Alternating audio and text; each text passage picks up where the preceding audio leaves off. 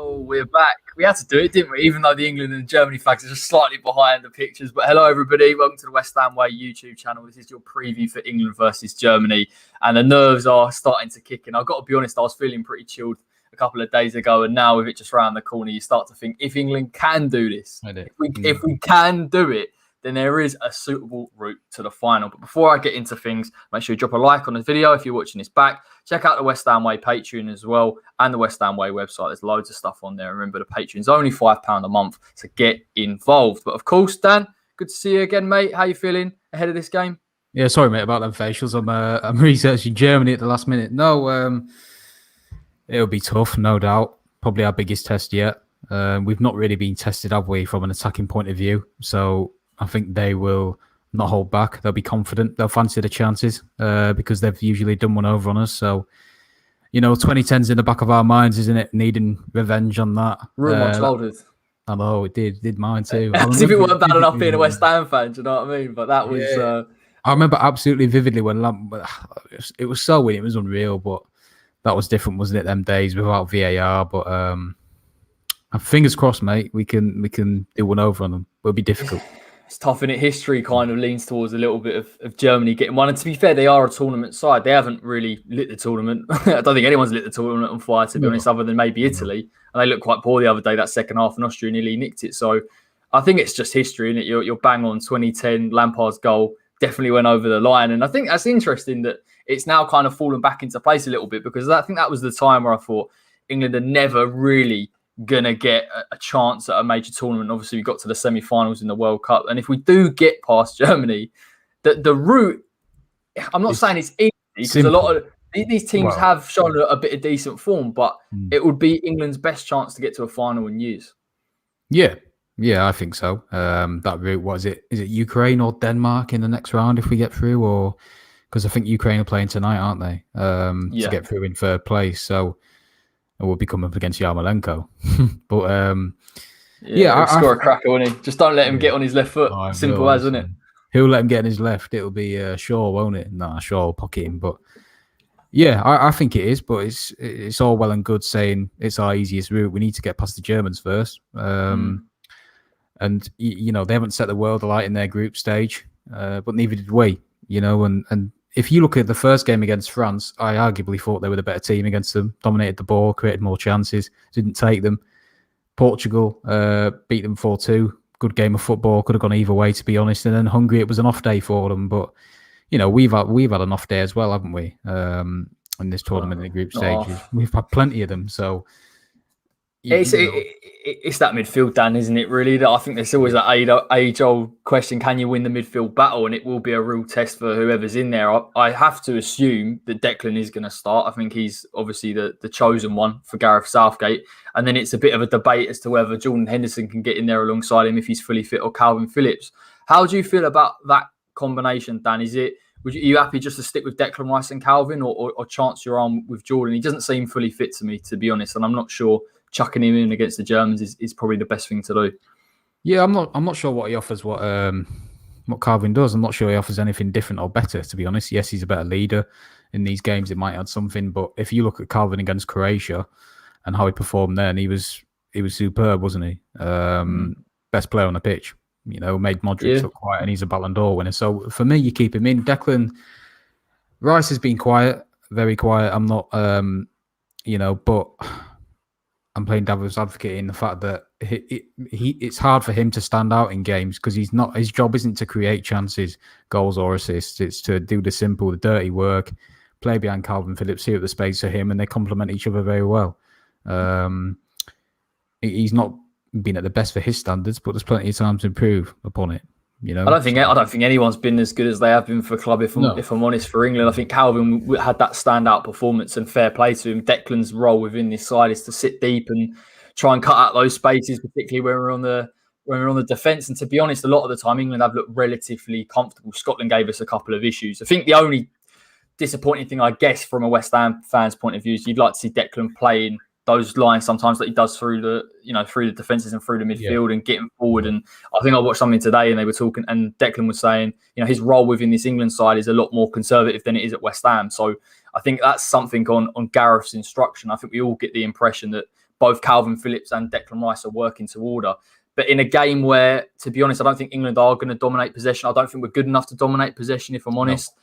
I think those two players are a perfect fold, and I think they can go and get at Kroos, get at Gundogan, win the ball higher up, and then it's up to our attacking players. So who would you like to see as... I mean, I haven't asked you your formation yet, Dan, but would you like to see 3 up front, or would you look to maybe be a bit more conservative? I think you've got to test them. Yeah, I think you've got to test them because, again, Hungary exposed their weaknesses in their back line, with crossing, being more direct. France tried to play through them and it didn't work.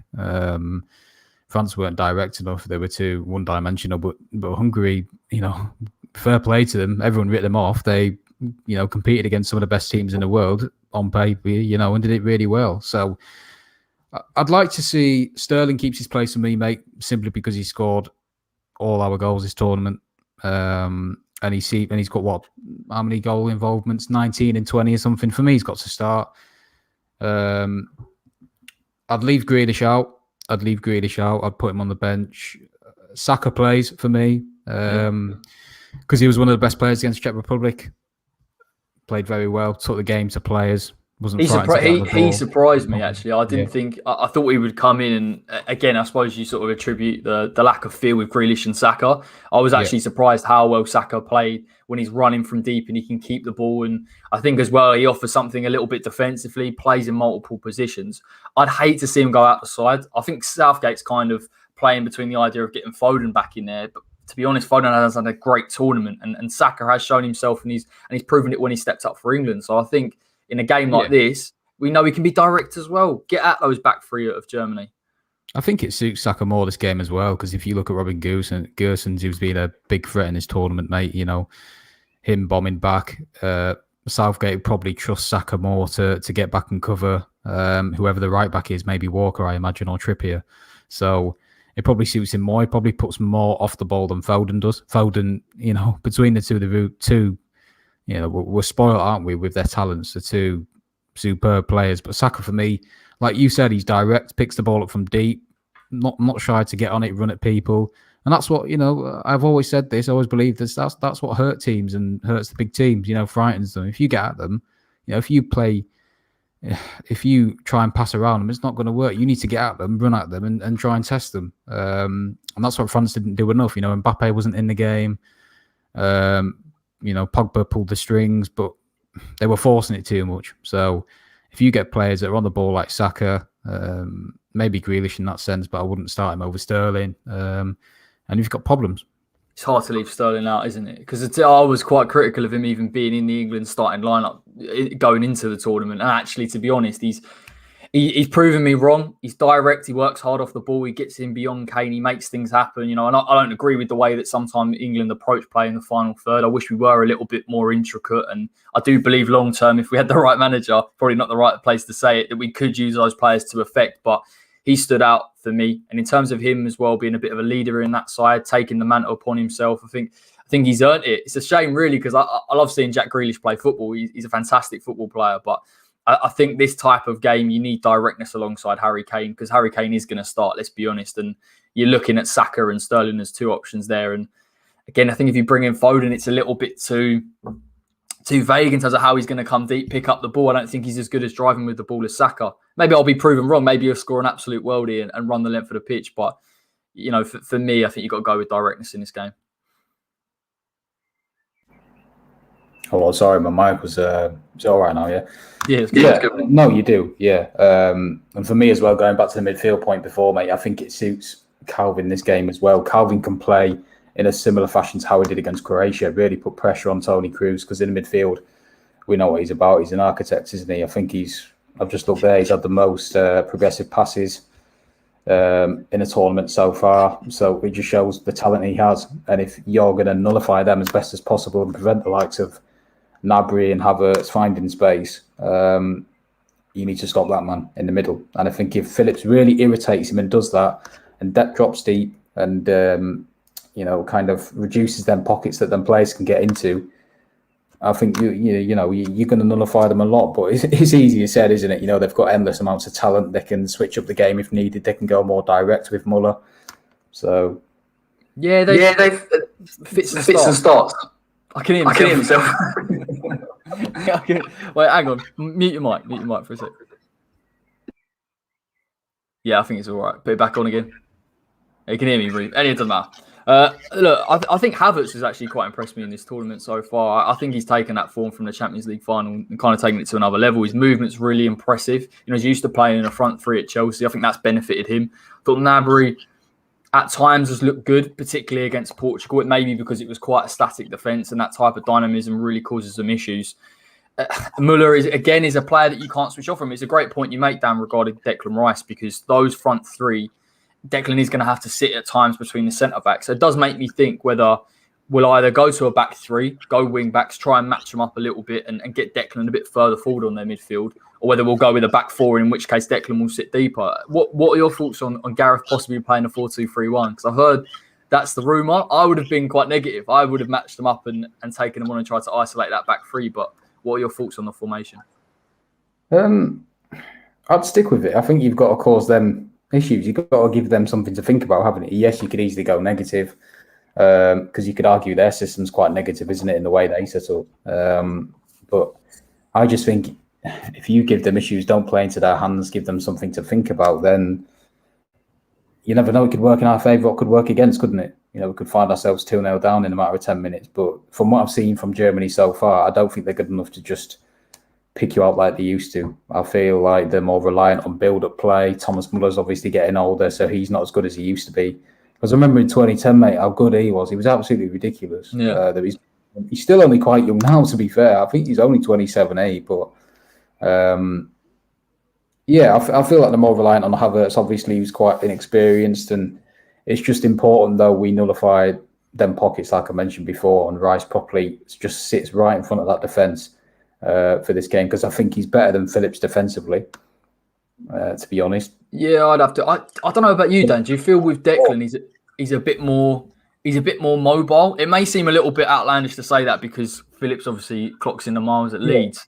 But I do think Declan can get around the pitch a little bit better than Calvin. So I think you do need that mobility when you've got a front three, and particularly Thomas Muller. Because Thomas Muller's a bit of a nightmare because he's not really got a fixed position. He's not a natural centre forward. He's not really a number 10 either. He'll just keep finding pockets of space. He's always going to have to be looking over his shoulder, Declan.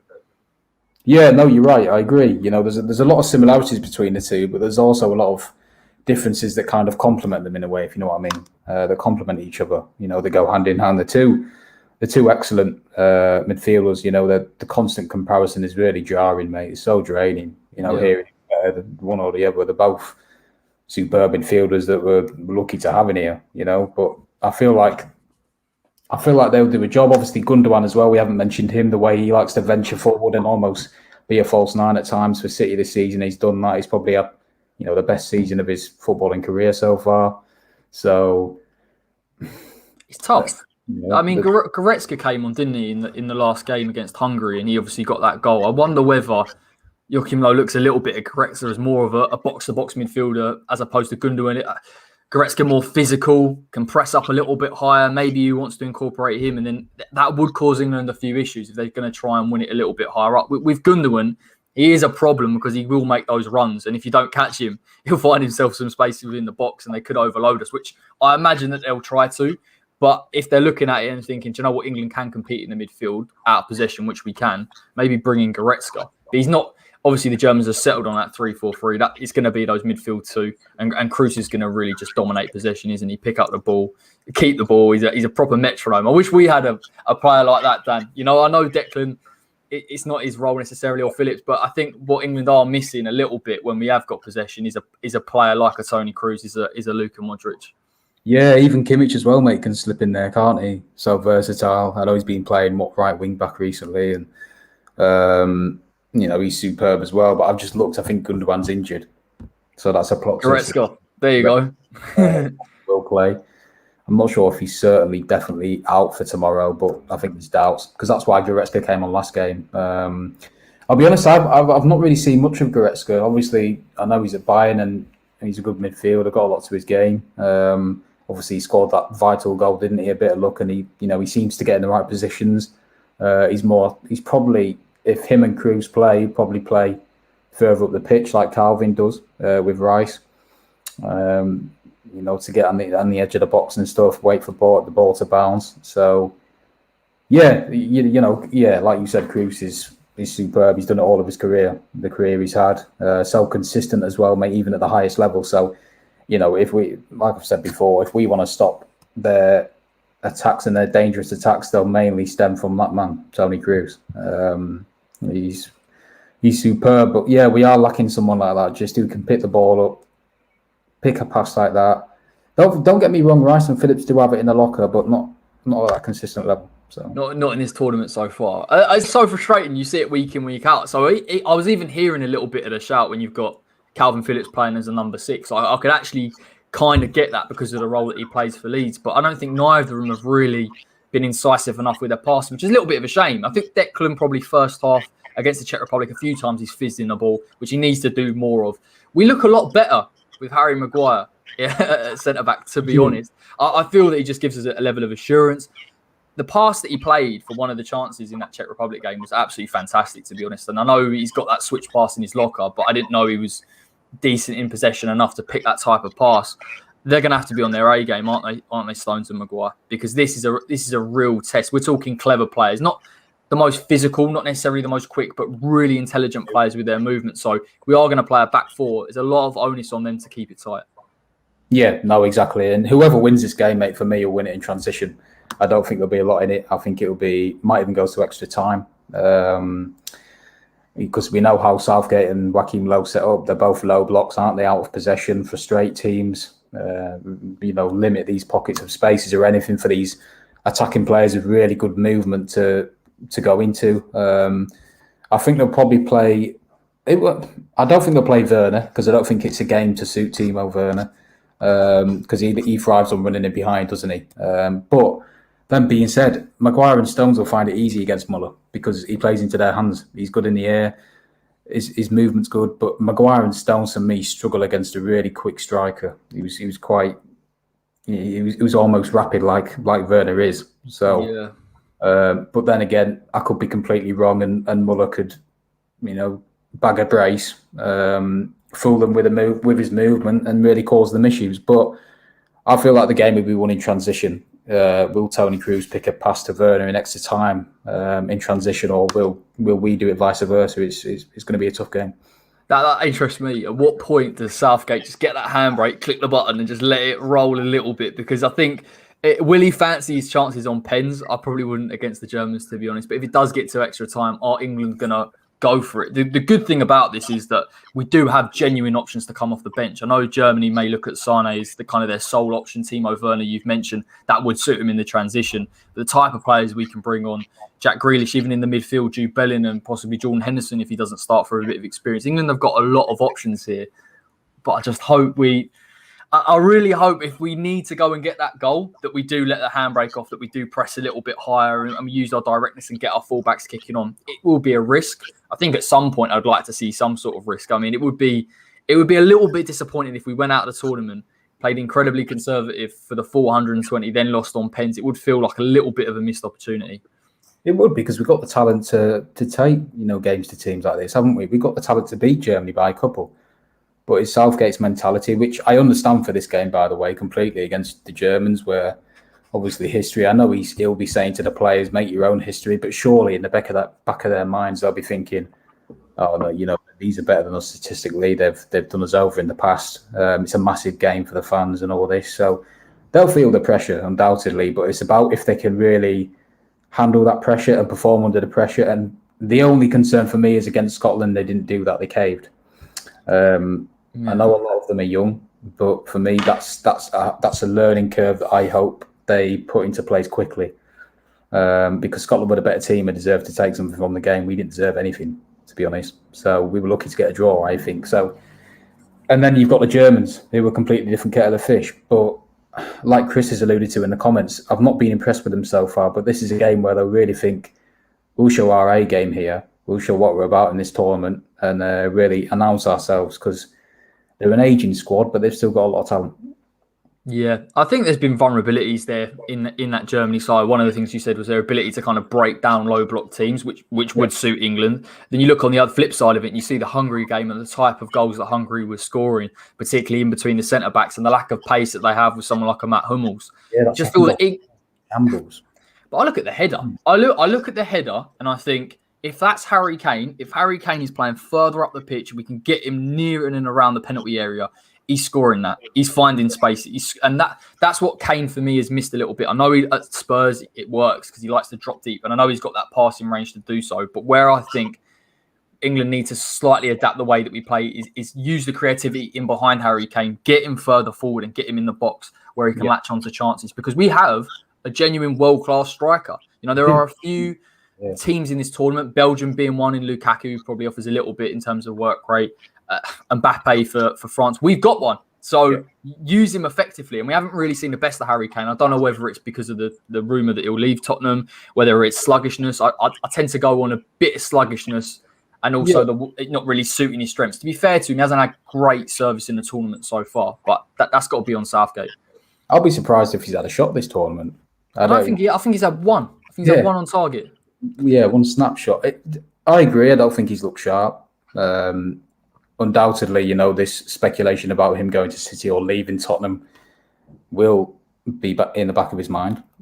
I know he'll have to block it out, but it's harder said than done, isn't it, for a footballer, especially of his calibre as well. He's world class. He's the best striker we've had since Shearer for me. He's probably even better than Shearer, or he will be. He'll probably eclipse his record. So we've got to give him the service, as simple as that. You know, we can't keep relying on Sterling and the sources around Kane to get goals because Sterling's not a prolific goal scorer. Saka's not scored that many this season for Arsenal. I'm being negative here, but it's true. So for just drinking the facts. This is negativity. I'll suck it out. But for me, if you want to get the best out of Kane, it's by providing him with crosses, like for I'm not going to pronounce his name, but the bloke who scored that header, great cross, and that exposes Germany. You know, Ginter, Rudiger, Hummels. Hummels is good in the air, but Ginter and Rudiger aren't that good in the air for me. So I think if you put Kane on Ginter, you know, that could be an option. But as well, for me, you play Kyle Walker because Kyle Walker's always been a very good crosser. If you have Saka on his side as well, to pull away the likes of Gersons, who's going to be a lot further forward, Rudiger's going to be on that side as well. Walker can cross it in the box, and hopefully Kane can have that space that you alluded to. I agree. The Kyle Walker shout is a must for me. I come into the tournament thinking Reece James should start. I even thought Trent should have started if he was fully fit. But Walker, I think, is ready made for this game because of his pace. I think Goosen's really struggled defensively. You know, he's been dribbled past, I think, quite a fair few times in this tournament. He hasn't made a tackle yet. So if Kyle Walker can just get further forward, like he did, to be fair, first half against the Czech Republic, he was getting on, he was bombing on. So was Luke Shaw on the other side. We can push up a little bit. Where Walker, for me, where I feel comfortable with him when we play a back four is his pace. You know that you can get forward. You know he's got the recovery pace as well. And I think it's spot on. I'd like to see a little bit more deliveries into the box, test them. You beat their wing backs and you isolate that back three, I think they're going to struggle a little bit because there will be room for players like Kyle Walker to even move into. And England just to set themselves a little bit, get players in the box, work from the knockdowns, and hopefully something will happen there. In terms of fullbacks, are you set on Shaw and Walker, or would you look to maybe change it? I'd be fair in saying that I think they're our first choice fullbacks. I agree, yeah. I think obviously Chilwell as well, hasn't he? He's just come out of isolation today, is it? Yeah, today. Yeah, Team Mount are out today, I think. So they can play tomorrow, but obviously they haven't trained with the squad as per. Yeah, we don't know how much work they've done, do we? But no, we probably wouldn't start them. But yeah, I'd probably stick with both of them. I thought Shaw was good against the Czech Republic. One of our better players. I thought first half especially was very good. The way he progresses the ball, gets up the pitch. Again, that's another source for Kane on the other side. His deliveries into the box. He doesn't cross as much as he should, Shaw. That's my only negative kind of comment around him, is that he normally comes in as an inverted wide back, doesn't he? He likes to do that way and then cut it back, but he doesn't get to the byline, cross it in that way like Walker's very good at and always has been good at. So it's that's for me.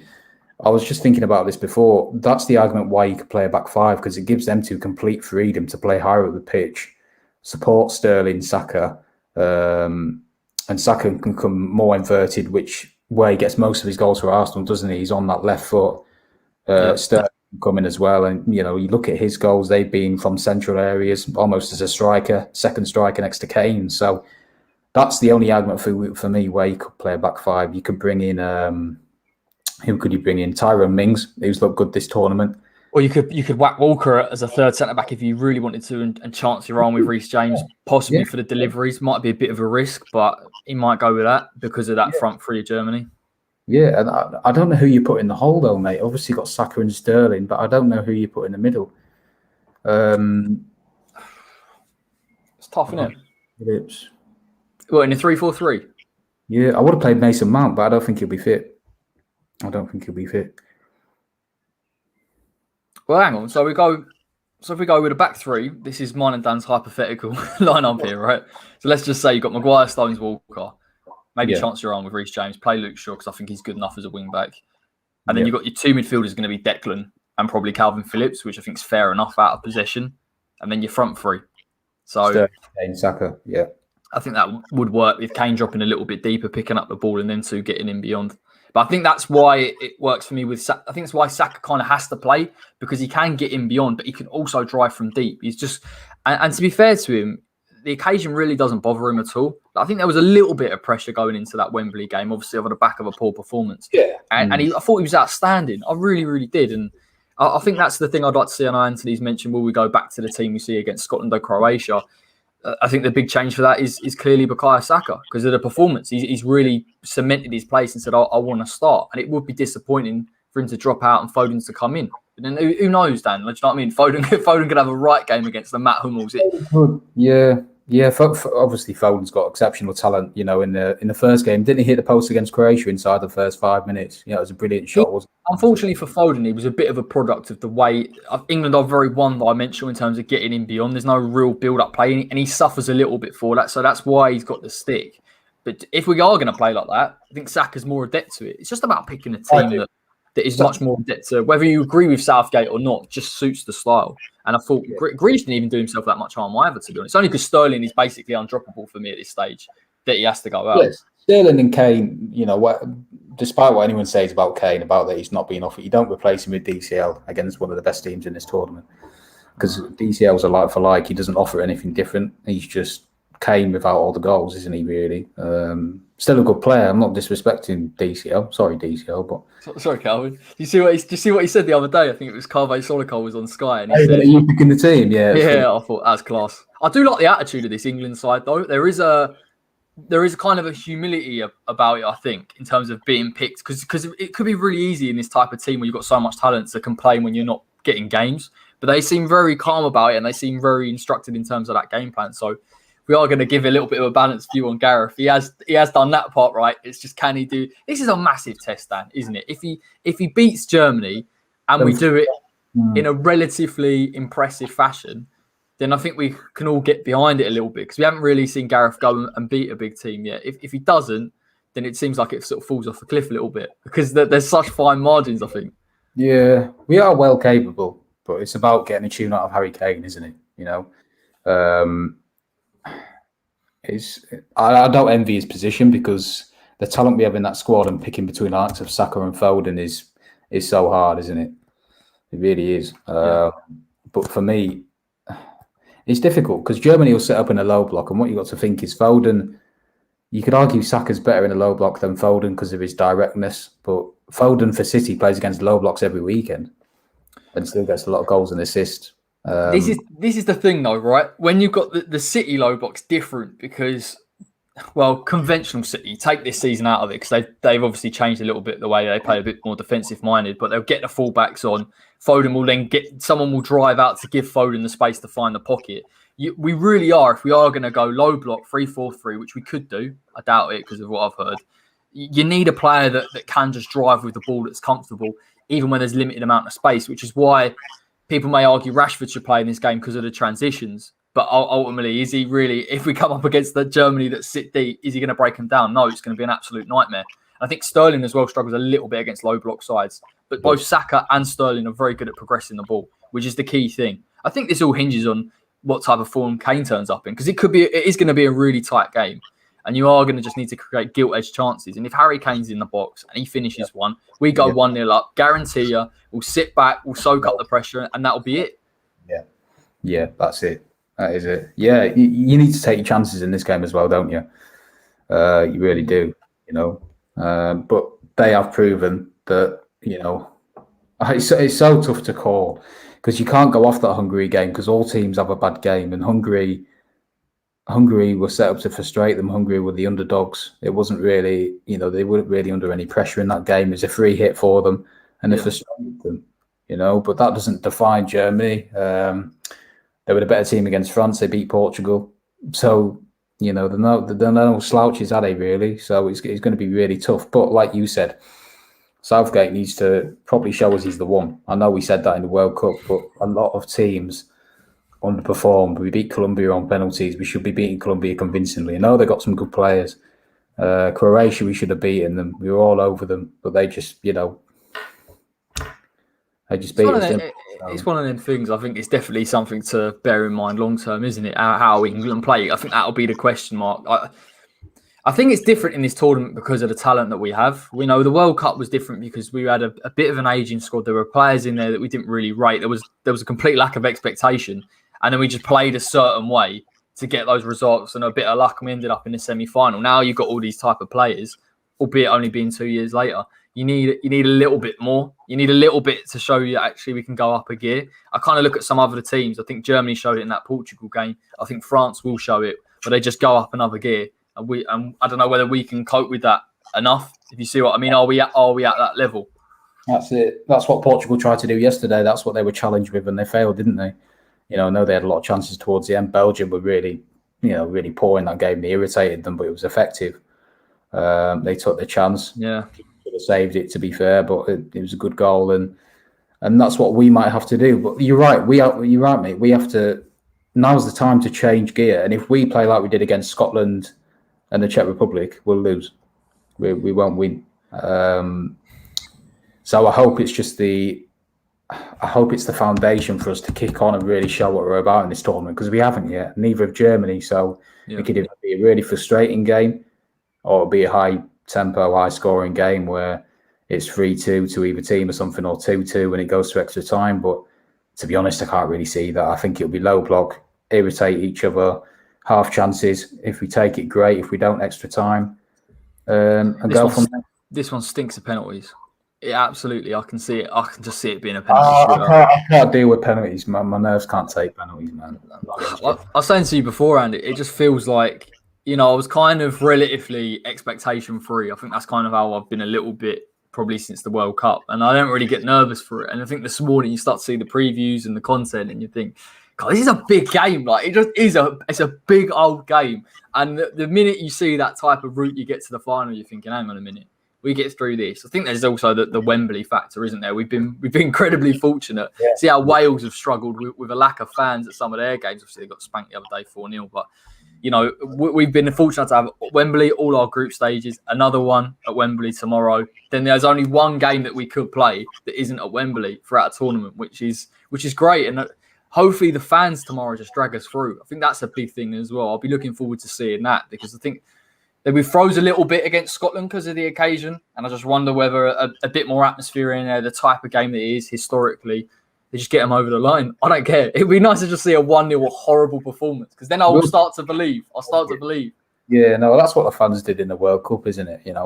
That's why we got so far partly as well, because they pulled us through. The support was second to none. So that's what we need tomorrow night. I'm sure they'll be up for it without singing that song, the 10 German Bombers. None of that. But yeah, can't have that anymore. That one's out the window. It's too sensitive, isn't it? But yeah, no, it's going to be interesting, mate. Just before I let you go, thoughts on last night's game, Portugal-Belgium. I know you kind of touched on it briefly, but that was a real interesting one, because the first half was so boring. I nearly fell asleep. And then the second half, I thought, can't be any worse. And it was end-to-end stuff. There was some standout performances in there. I thought Lukaku, I don't know about you, he's really shocked me how good he is. Maybe you're a little bit more au fait with Italian football, but I'm not. I haven't really seen him since the Manchester United days, and I think he stood out, mate. He's absolutely unbelievable. And if he did come back to the Prem, I'd be frightened, because he scores against West Ham every time he plays. So No, yeah. He's been reborn. I think he needed that move to Serie A.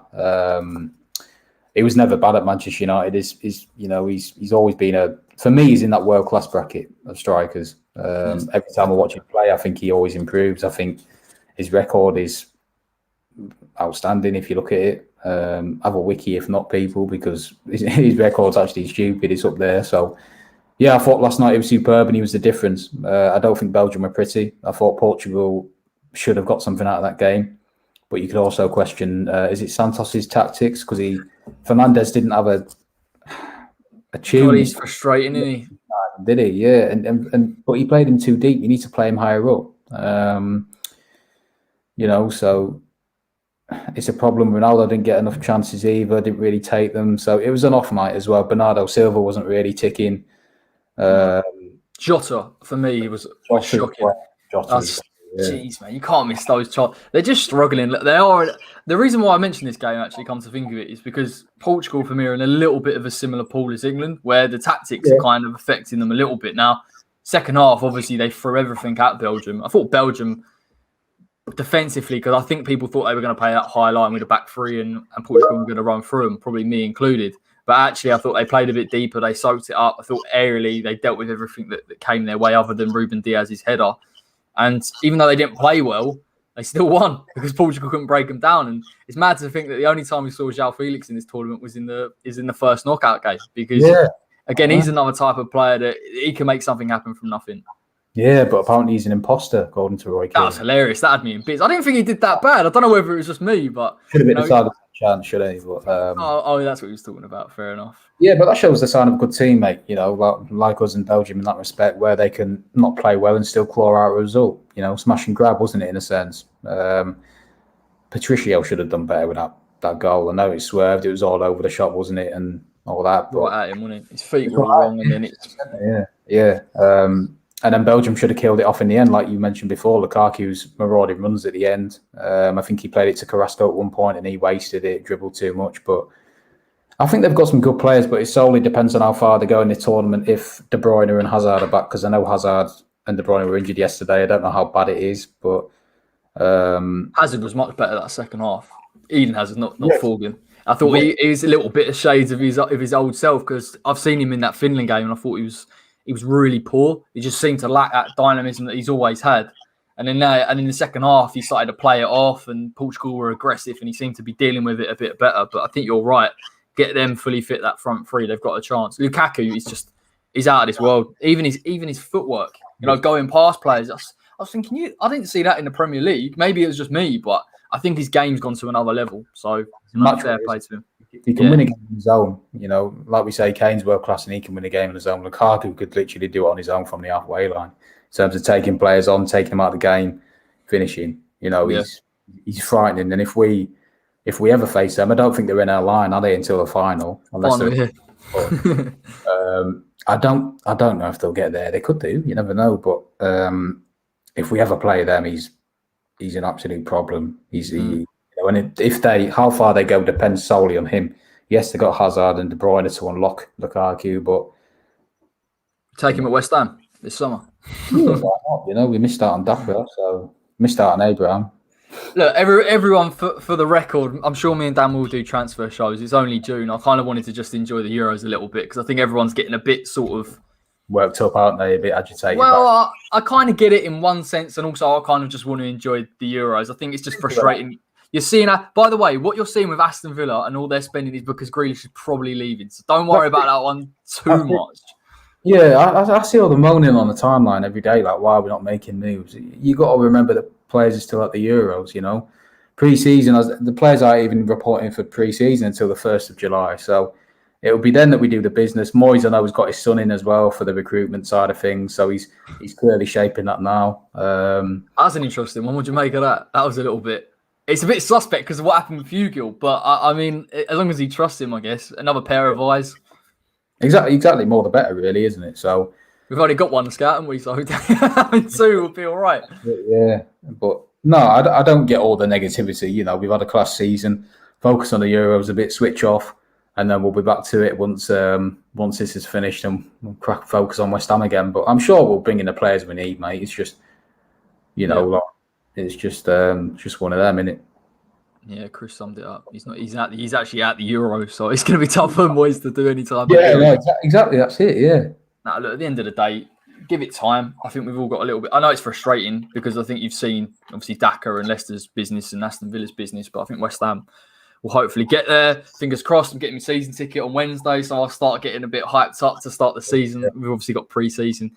If we can stream any of the games, maybe me and Dan might do a watch along or some match reaction. Probably pointless because remember me and you did the Bournemouth game and we got beat 5-3. Yeah. And we finished. And we thought we'd get relegated. And we finished 6th in the Premier League. Yeah, out of sync, probably, but no. Yeah, no. Hopefully we will. Yeah, definitely. Right, on that note, take care, everybody. If you're watching this on the replay, you're watching this now, do drop a like. Every little helps. Subscribe to the West Ham Way. Check out the links in the description. I'm doing well. I think I'm doing all right, by the way, on that prediction league. You're getting a bang on. But I think I'm 13th. So if you are on Kiss My Score and you are watching this, I'm trying to win it, which would be a bit. People will start calling foul play if I want it. So don't worry about it. I'll keep turning on stuff with that. Try and get some videos out in the next couple of weeks. Come on, England. Come on, Gareth. Prove me wrong, mate. Prove me wrong. Hopefully, I've just completely got you wrong. Somehow, I just don't think so. But anyway, come on, the boy. 3 lines on the shirt. Right, take care, everyone. See you later.